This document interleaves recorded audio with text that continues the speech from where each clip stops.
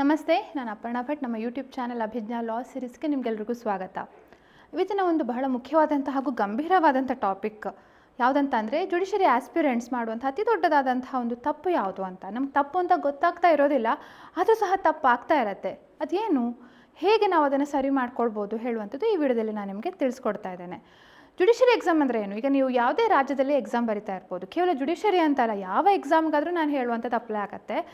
ಕೇವಲ ಜುಡಿಷರಿ ಹೇಳುವಂಥದ್ದು ನಮ್ಮ ಒಂದು ಪ್ರೆಸೆಂಟ್ ಗೋಲ್, ಅದಕ್ಕೋಸ್ಕರ ಜುಡಿಷರಿ ಅಂತ ಹೇಳ್ತಿದ್ದೀನಿ. ಅದು ಬಿಟ್ಟು ನೀವು ಲಾ ಎಕ್ಸಾಮ್ಸ್ ಇರಲಿ, LLB ಇರಲಿ, ಆಲ್ ಇಂಡಿಯಾ ಬಾರ್ ಎಕ್ಸಾಮ್ ಇರಲಿ, ಅಥವಾ APP ಎಕ್ಸಾಮ್ಸ್ ಇರಲಿ, ಯಾವುದೇ ಎಕ್ಸಾಮ್ಸ್ ಆಗಿದ್ರೂ ಸಹ ಈ ಒಂದು ಮಿಸ್ಟೇಕನ್ನು ಸರಿ ಮಾಡ್ಕೊಳ್ತಾ ಇದ್ದರೆ ನೀವು ಬೇರೆ ಯಾವುದೇ ಎಷ್ಟೇ ಕೋರ್ಸ್ ತೊಗೊಳ್ಳಿ, ಎಷ್ಟೇ ಬುಕ್ಸ್ ತೊಗೊಳ್ಳಿ, ಎಷ್ಟೇ ಸ್ಟಡಿ ಮೆಟೀರಿಯಲ್ ತೊಗೊಳ್ಳಿ, ಅಥವಾ ನಿಮಗೆ ಎಷ್ಟೇ ಸಮಯ ಇರಲಿ, ಯಾವುದೂ ಕೂಡ ಯೂಸಿಗೆ ಬರೋದಿಲ್ಲ. ಅದೇನು ಬೇಸಿಕಲಿ ಯಾವುದಂತ ಅಂದರೆ, ನೋ ಕಾನ್ಸೆಪ್ಚುಯಲ್ ಕ್ಲಾರಿಟಿ. ಇದೇನು ಬಹಳ ಸುಲಭವಾದದ್ದು ಹೇಳ್ತಿದ್ದಾರೆ, ಇದು ಎಲ್ರಿಗೂ ಗೊತ್ತಿರುವಂಥದ್ದೇ ಅಂತಲೂ ಅನಿಸ್ತಾ ಇರ್ಬೋದು. ನೋ ಕಾನ್ಸೆಪ್ಚುಯಲ್ ಕ್ಲಾರಿಟಿ ಅಂದರೆ ಏನು? ಇದು ಬೇಸಿಕ್ಕಾಗಿ ನಾವು ಕಾಣುವಂಥ ಮಿಸ್ಟೇಕು. ಎಲ್ಲ ಜುಡಿಷರಿ ಆಸ್ಪಿರೆಂಟ್ಸು ಕೂಡ ಕಾನ್ಸೆಪ್ಚುಯಲ್ ಕ್ಲಾರಿಟಿ ಇರೋದಿಲ್ಲ. ಕಾನ್ಸೆಪ್ಟ್ಸ್ ಇರತ್ತಲ್ಲ, ಕಾನ್ಸೆಪ್ಟ್ಸ್ ಅಂದರೆ ಏನು? ಬೇಸಿಕಲಿ ಕಾನ್ಸೆಪ್ಟ್ಸ್ ಅಂದರೆ ಯಾವುದಕ್ಕೆ ನಾವು ಹೇಳ್ತೇವೆ? ಈಗ ಉದಾಹರಣೆಗೆ ಭಾರತೀಯ ನ್ಯಾಯ ಸಂಹಿತೆ ಇದೆ. ಭಾರತೀಯ ನ್ಯಾಯ ಸಂಹಿತೆಯಲ್ಲಿ ಯಾವ ರೀತಿಯ ಒಫೆನ್ಸಸ್ಗಳಿವೆ, ಅಪರಾಧಗಳು ಯಾವುದಿವೆ, ಅದಕ್ಕೆ ಯಾವ ರೀತಿಯ ಪನಿಷ್ಮೆಂಟ್ ನೀಡ್ತಾರೆ, ಅದನ್ನು ಕೆಲವೊಂದು ಸೀರಿಯಸ್ ಒಫೆನ್ಸ್ಗಳನ್ನು ಭಾರತೀಯ ನಾಗರಿಕ ಸುರಕ್ಷಾ ಸಂಹಿತೆಯಲ್ಲಿ ಯಾವ ರೀತಿ ಪನಿಷ್ಮೆಂಟ್ ಕೊಡ್ತಾರೆ, ಪನಿಷ್ಮೆಂಟ್ ಕೊಡುವಾಗ ಯಾವ ಟ್ರಯಲನ್ನು ಫಾಲೋ ಮಾಡ್ತಾರೆ, ಯಾವ ಚಾರ್ಜಸ್ ಅವರಿಗೆ ಫ್ರೇಮ್ ಮಾಡ್ತಾರೆ, ಅಥವಾ ಚಾರ್ಜಸ್ ಫ್ರೇಮ್ ಮಾಡುವಾಗ ಮತ್ತೆ ಪದೇ ರಿಪೀಟ್ ಆದರೆ ಅದು ಕಾನ್ಸ್ಟಿಟ್ಯೂಷನ್ನ ಯಾವ ಒಂದು ಫಂಡಮೆಂಟಲ್ ರೈಟನ್ನು ಉಲ್ಲಂಘನೆ ಮಾಡ್ತಾ ಇದೆ. ಇದು ಕ್ರಿಮಿನಲ್ಗೆ ಸಂಬಂಧಪಟ್ಟಾಗಿ ಒಂದು ಚಿಕ್ಕದಾದಂಥ ಒಂದು ಎಕ್ಸಾಂಪಲ್. ಹಾಗೆ ಸಿವಿಲ್ಗೆ ಹೋಗೋದಾದರೆ ಅವರು ಡ್ಯಾಮೇಜಸನ್ನು ಕೇಳ್ತಿದ್ದಾರೆ, ಪರಿಹಾರ ಕೇಳ್ತಿದ್ದಾರೆ, ಅಥವಾ ನಿರ್ದಿಷ್ಟವಾಗಿ ತಮಗೆ ಇದೇ ಒಂದು ಪ್ರಾಪರ್ಟಿ ಬೇಕು, ಕಾಂಟ್ರಾಕ್ಟಲ್ಲಿ ಮಾಡಿರುವಂಥ ಪ್ರಾಪರ್ಟಿ ಬೇಕು ಅಂತ ಹೇಳಿ ಕೇಳ್ತಿದ್ದಾರೆ.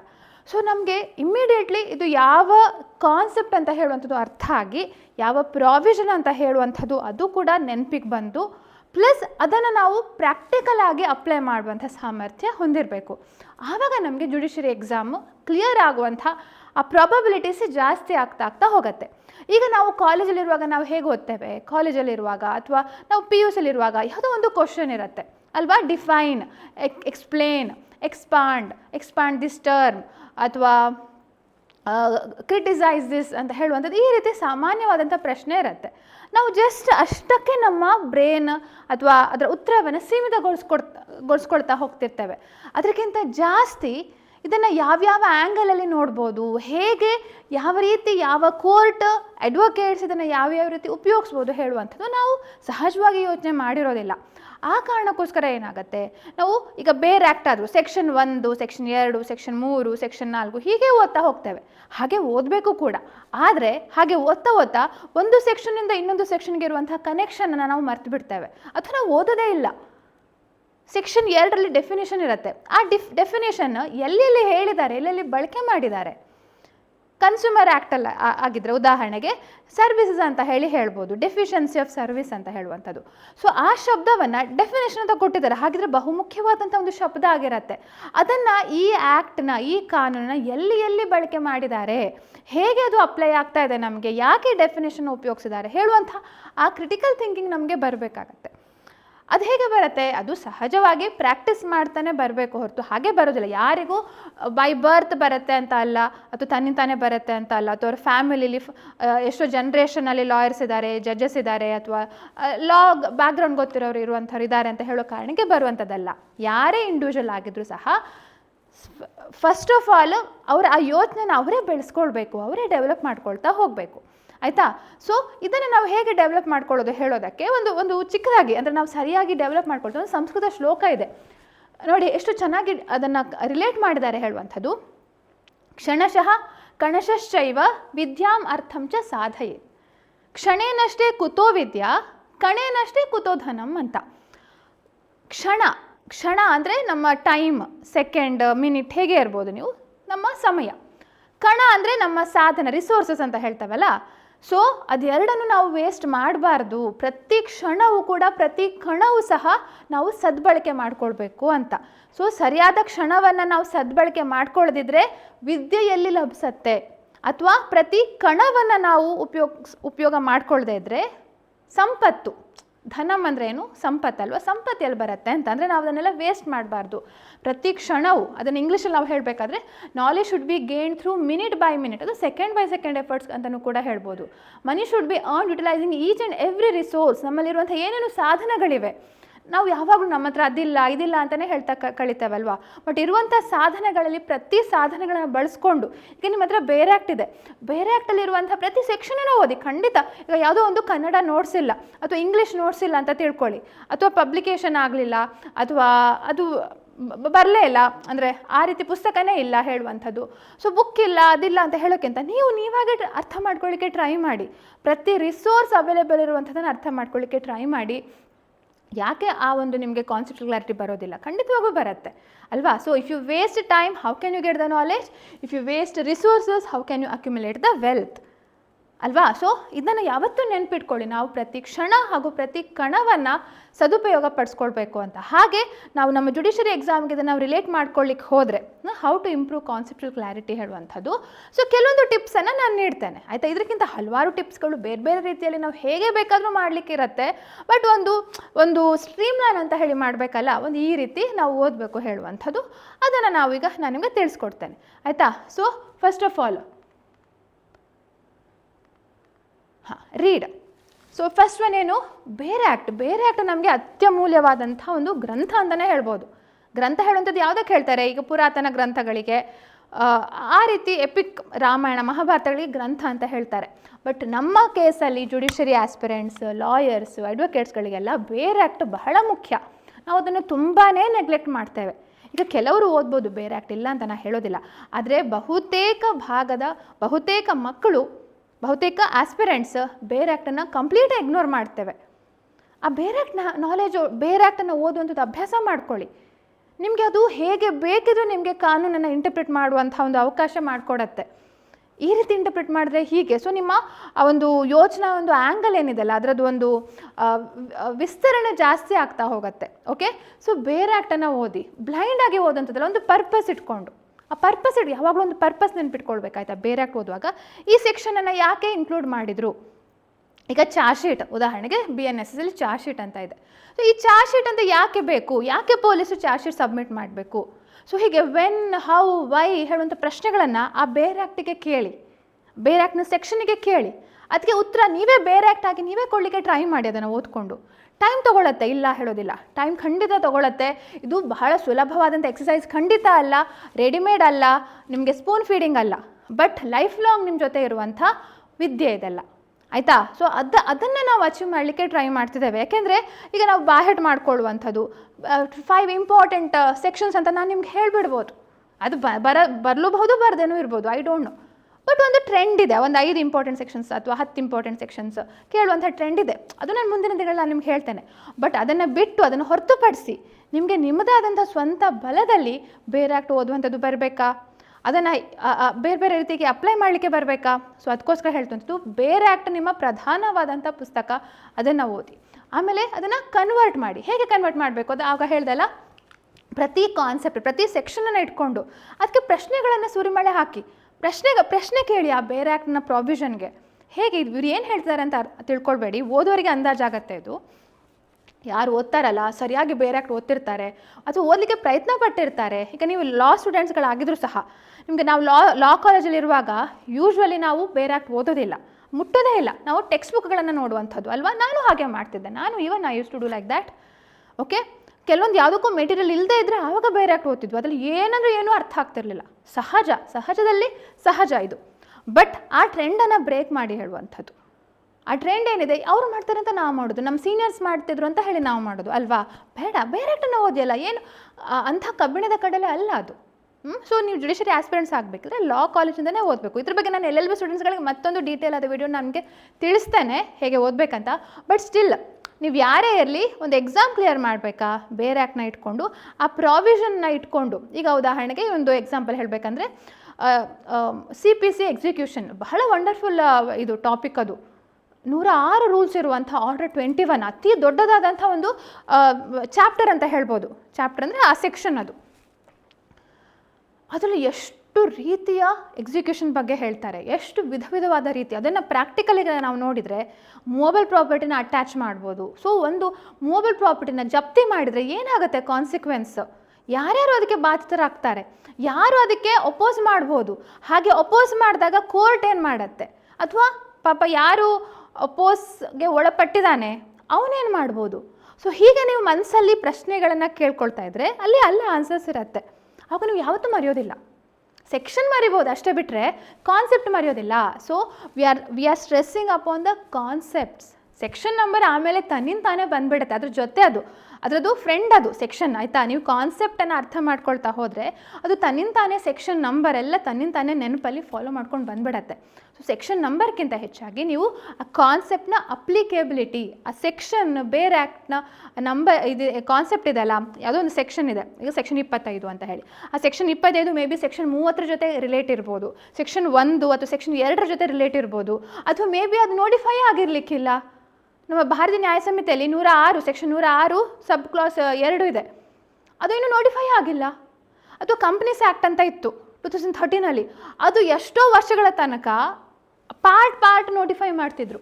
ಸೊ ನಾವು ಕೆಲವೊಂದು ಓದುವಂಥದ್ದು ನೋಟಿಫೈ ಆಗಿರಲಿಕ್ಕಿಲ್ಲ.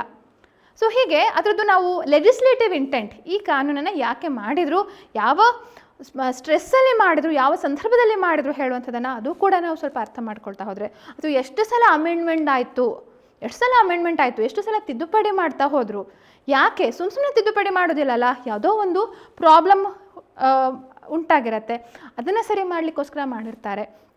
ಇದನ್ನೆಲ್ಲ ನೀವು ಯಾವುದೋ ಎಕ್ಸಾಮಲ್ಲಿ ಬರೀಲಿಕ್ಕೆ ಇರೋದಿಲ್ಲ. ಆದರೂ ಎಕ್ಸಾಮಿನ ಅಲ್ಟಿಮೇಟ್ ಎಕ್ಸಾಮ್ ಅಂದರೆ ಕೇವಲ ಜಸ್ಟ್ ಕ್ವಶನ್ ಆ್ಯಂಡ್ ಆನ್ಸರ್ಸ್ ಅಂತ ಹೇಳಿ ಅದಕ್ಕೆ ಸೀಮಿತಗೊಳಿಸಬೇಡಿ. ಯಾರು ಸಂಪೂರ್ಣವಾಗಿ ಒಂದು ಸಮಗ್ರವಾಗಿ ಓದ್ಕೊಂಡಿರ್ತಾರಲ್ಲ ಅವರು ಮಾತ್ರ ಕ್ಲಿಯರ್ ಆಗುವಂಥದ್ದನ್ನು ನಾನು ಕಂಡಿದ್ದೇನೆ ಎಷ್ಟೋ ಸಲ.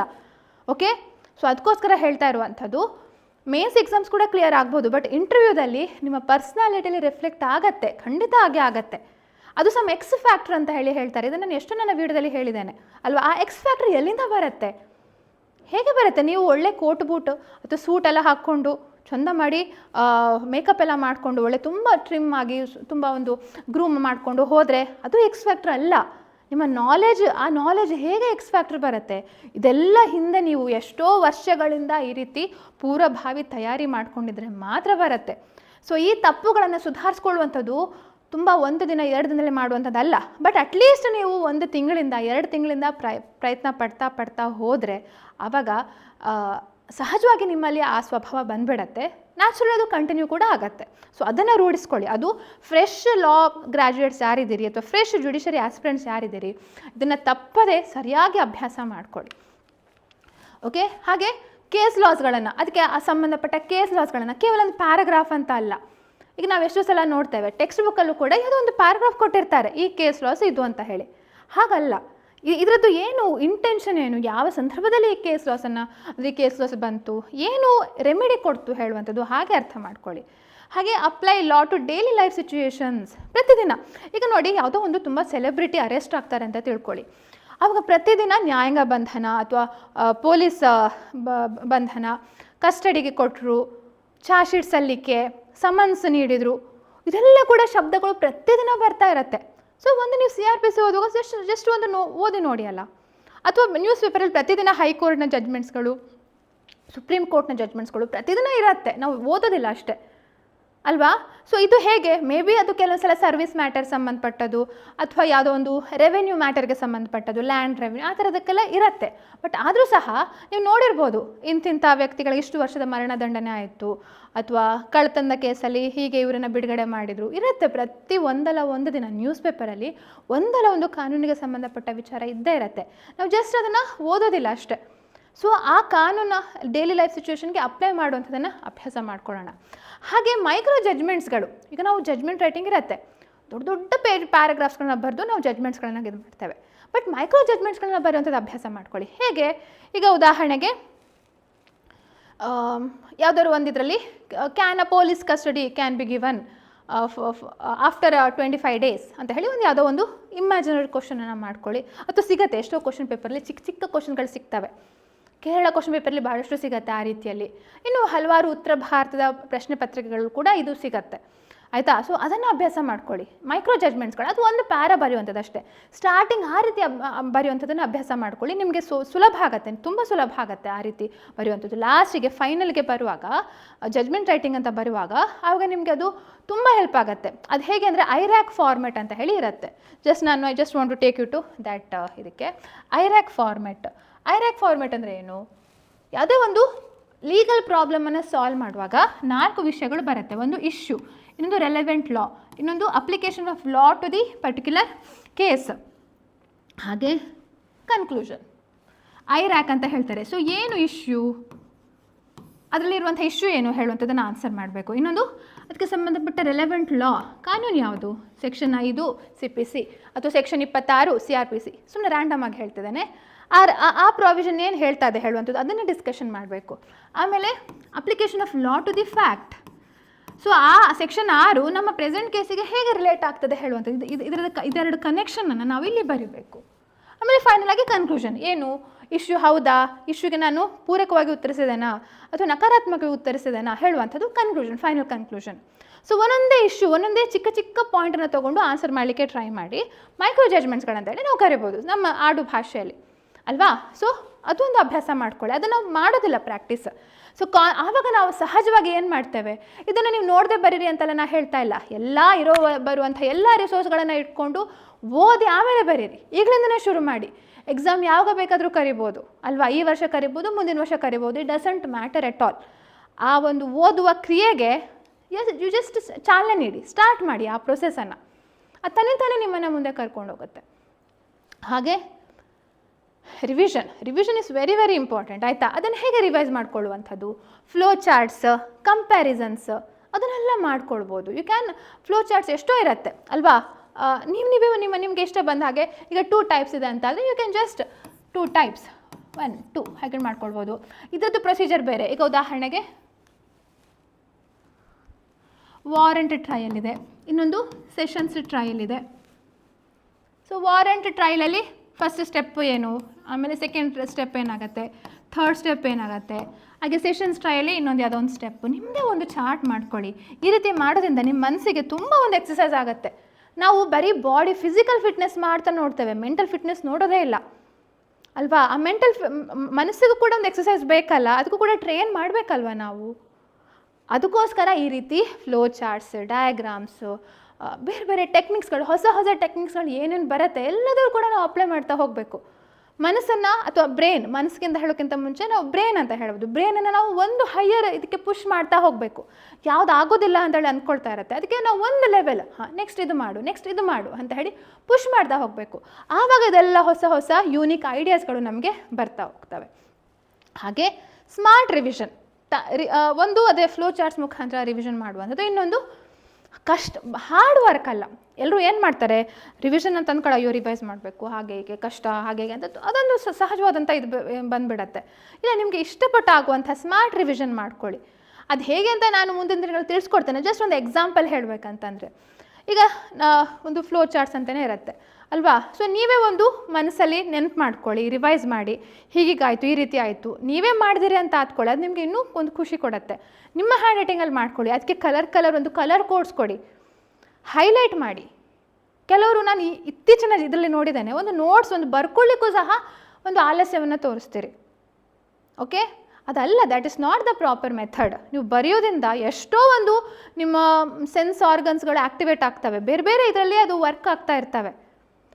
ಸೊ ನೋಟ್ಸ್ ಮಾಡುವಂಥದ್ದು ಡು ನಾಟ್ ನಿಗ್ಲೆಕ್ಟ್. ತುಂಬ ಜನ ನಾನು ನೋಡಿದ್ದೇನೆ, ಇತ್ತೀಚೆಗೆ ಬರುವಂಥ ಜನ್ರೇಷನ್ ಏನಿದೆ ಅಲ್ಲ, ಮುಂಚೆಲ್ಲ ನಾವೇನಿದ್ರೂ ಬರ್ಕೊಳ್ತಿದ್ವಿ ಒಂದು ನೋಟ್ಸ್, ಅದು ನಾವು ಆಮೇಲೆ ರೆಫರ್ ಮಾಡ್ಬೋದು, ಮಾಡ್ದೇ ಇರ್ಬೋದು, ಬಟ್ ನಮ್ಮ ಮನಸ್ಸಲ್ಲೇ ಕೂತ್ಕೊಳ್ತಿತ್ತು ನಾವು ಬರೆಯುವಾಗ. ಬಟ್ ಈಗಿನ ಜನ್ರೇಷನ್ ಅದು ತುಂಬ ಕಮ್ಮಿ ಆಗಿದೆ. They don't right it anything, ಏನೂ ಬರೆಯೋದಿಲ್ಲ, ಹಾಗೆ ಮನಸ್ಸಲ್ಲಿ ಉಳಿಯೋದು ಇಲ್ಲ ಆಯಿತಾ. ಸೊ ಅಂಥ ಇದರಲ್ಲಿ ಸ್ಮಾರ್ಟ್ ರಿವಿಷನ್ ಅಂತ ಹೇಳಿ ಆ ರೀತಿ ನೋಟ್ಸ್ಗಳನ್ನೆಲ್ಲ ಮಾಡಿಕೊಂಡು ಸ್ಮಾರ್ಟ್ ರಿವೈಸ್ ಮಾಡಿ. ಆವಾಗ ನಿಮ್ಮ ಕಾನ್ಸೆಪ್ಷುವಲ್ ಕ್ಲಾರಿಟಿ ಇಂಪ್ರೂವ್ ಆಗ್ತಾ ಹೋಗುತ್ತೆ ಆಯಿತಾ. ಸೊ ಅಲ್ಟಿಮೇಟ್ಲಿ ನಾನು ಹೇಳಬೇಕಂತಂದರೆ, if you can justify why a provision exists. ಯಾಕೆ ಈಗ ನಮ್ಮ ಕಾನೂನು ಅಂದರೆ ಏನು, ಪ್ರಾವಿಷನ್, ಸೆಕ್ಷನ್ಸ್ ಇದೇ ಇರುವಂಥದ್ದು ಅಲ್ವಾ, ಆರ್ಟಿಕಲ್ಸ್ ಇದೇ ಇರುವಂಥದ್ದು.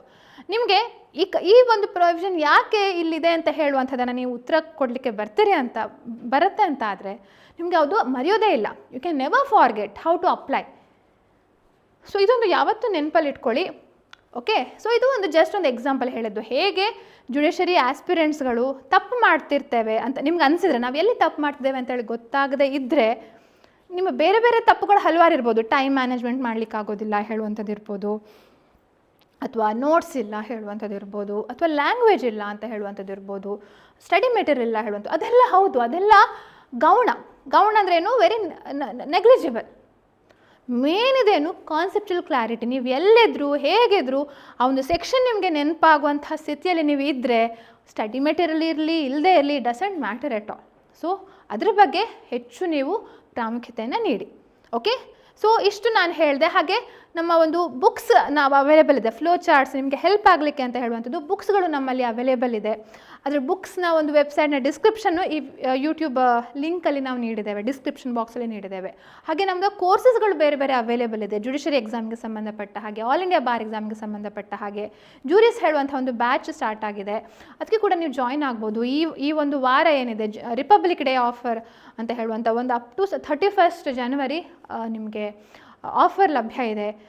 ಅಥವಾ LLB ಸ್ಟೂಡೆಂಟ್ಸ್ಗಳು ಕೂಡ ನಾವು ಕೆಲವೊಂದು ಕೋರ್ಸ್ಗಳನ್ನು ಲಾಂಚ್ ಮಾಡ್ತಾ ಇದ್ದೇವೆ, ಅದನ್ನು ಕೂಡ ನೀವು ಬ್ರೌಸ್ ಮಾಡ್ಬೋದು. ಇಂಗ್ಲೀಷಲ್ಲೂ ಕೂಡ ಕೋರ್ಸ್ಗಳನ್ನು ಲಾಂಚ್ ಮಾಡ್ತಾ ಇದ್ದೇವೆ.